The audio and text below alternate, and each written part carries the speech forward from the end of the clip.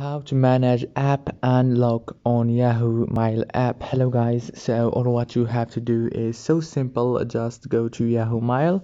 Now this is the home page. Go to the top corner right here and click on this icon. Click on settings. After you click on settings, it will take you to this page right here. You will find many options. Click on security.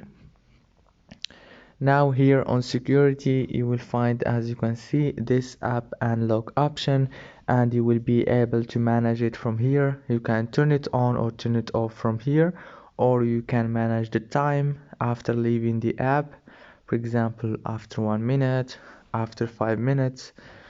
And yeah, that's it for today's video. Don't forget to like and subscribe, and thank you for watching this video until the end. See you later, and thank you so much.